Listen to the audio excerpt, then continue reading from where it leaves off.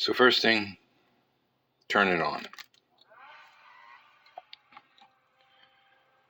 So I'm going to go through the procedure here on how to program these chips.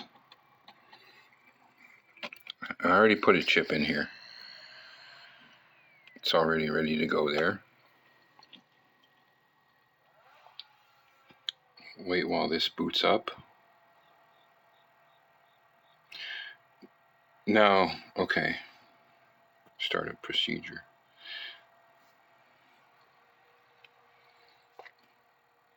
All right, the password screen, don't worry about it.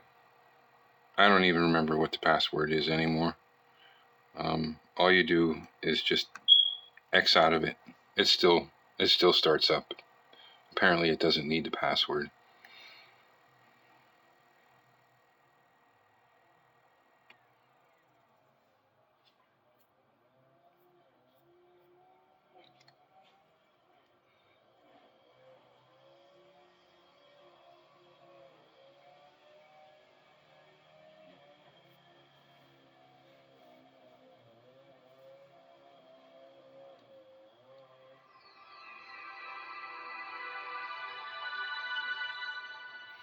Okay, so the first thing you want to do is you put a chip in here that you're going to program. You want to make sure that it's blank, so it doesn't try to, because it won't. I don't think it will program if it's not blank. You could think that it's programming, but it's really what was ever on there. So the first thing you do is go in the Pocket Programmer. All right. It says it was found. It's green. And then you just erase the device. It's erasing the flash device now. And it's erased. So that's it there. Now you can get out. Go to the Program PCM editor.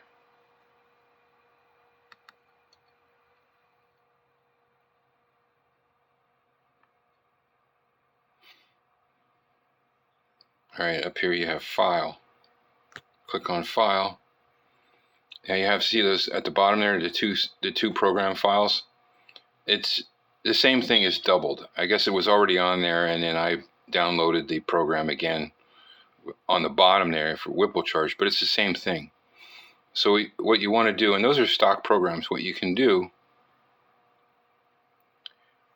if you want to do a comparison, I'll do that.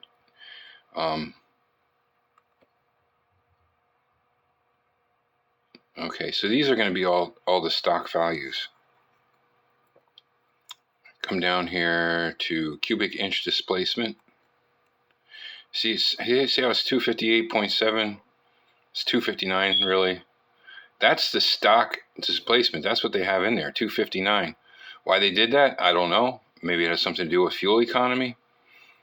But that's the stock. Then we do the injector slope high. There's the 19-pound injector. And then for however they figure that the slope low is 26. But those are stock values. I guess the other one I wanted to look at is the MAF table.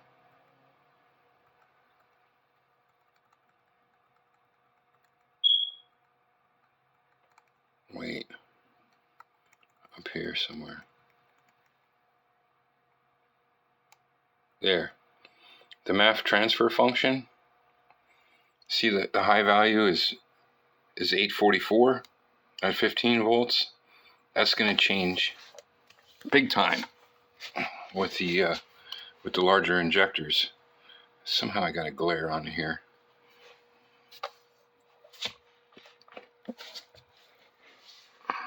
Okay. All right, so we want to minimize this, or we could just keep it in the background there. Now you want to go into File and Open. Okay, and that's the Whipple charge file there. That's what I'm working with. open that one, and that sits on top of the other. And now if we go down to cubic inch displacement, I have it at 299. So let's change that to 302. So we come over here, click on it, backspace, and type in 302,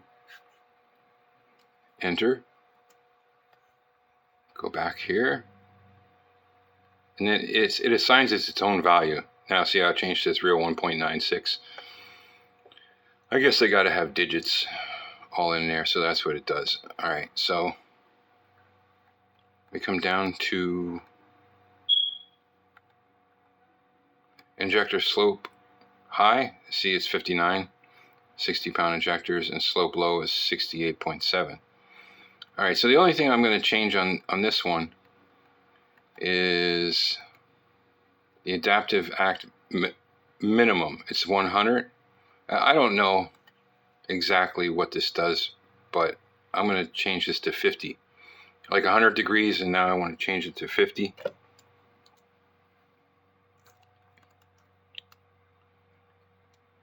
Enter. And I also want to do the let's see, the ECT is 226 maximum, 170 minimum. So I'm going to change that to 50 as well. See, now that I fixed the vacuum leak, the cold start has gone away. Like the cold start was good before, but it's because it had the vacuum leak, I guess. And now that I fixed that, the cold start is horrible. Like it just doesn't want to stay running, and the idle surge up and down until it warms up, and then once it warms up, it's fine. But the cold start is kind of agonizing until that gets figured out, because I'm sure it has to do. There's different things in the table down here for. Let's see, go back over here.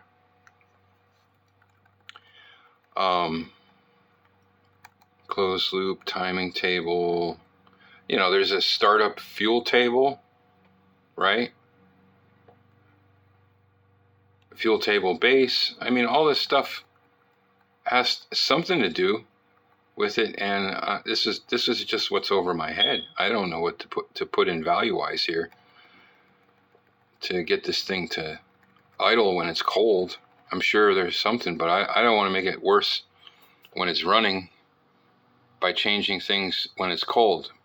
So, all right, that's all I'm going to change. It's just those couple of values there. And now we're going to go. Now I want to put this on the chip. So I'm going to get rid of the other file here. So now we just have this one, and then you go into hardware, send tuner file to chip burner, and that'll send the file that you have on the screen here to the chip burner. I don't want to save this because I know the car runs on what it was before. So until I know otherwise, I'm keeping that program as it is. So we're going to send this to the chip burner. What does that say?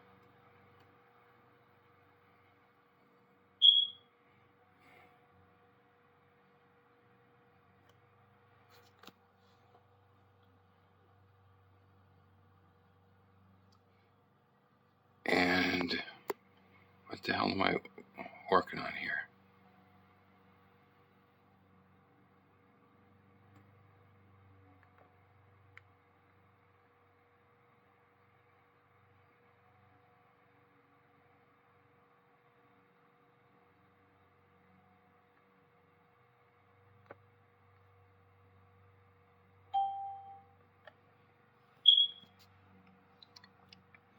Okay. I don't know what that double MTV was on that last one. I'm going to have to go back in there when I get done with this and see what the difference was with those two. See, I'm still confused with this. I know some of the basics, but I hope this is programming what I had on the screen there, not something that was saved prior.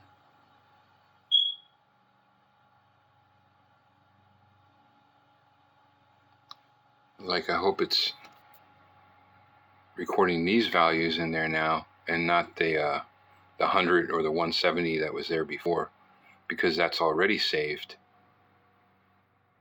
Like, is it programming that saved file, or is it programming what I have on the screen?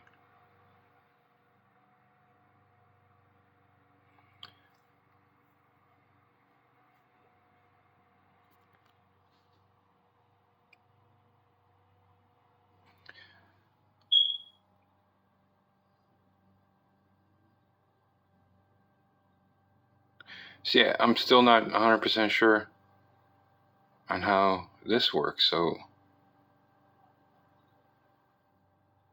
like, I really need to hire somebody to do this.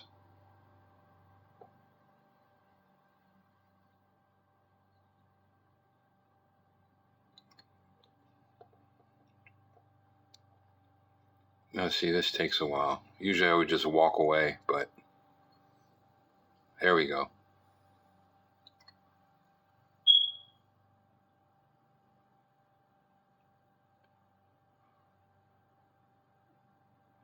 Device is programmed.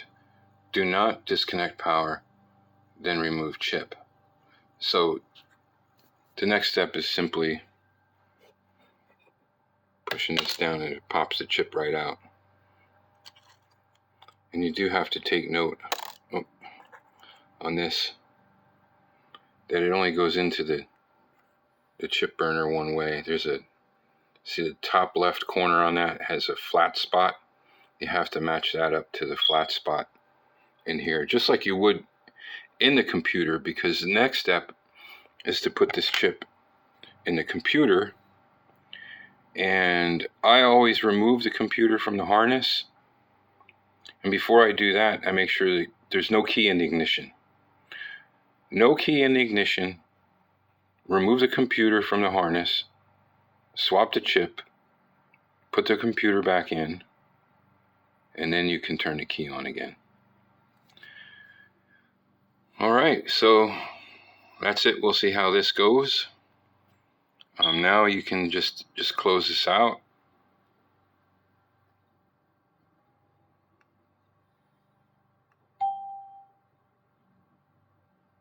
The file was changed. Do I want to save it? No, I don't want to save it. I just hope that's what got recorded to the chip and not the tune that was already there. Like, I keep tuning this it the same way every time. And then just shut down.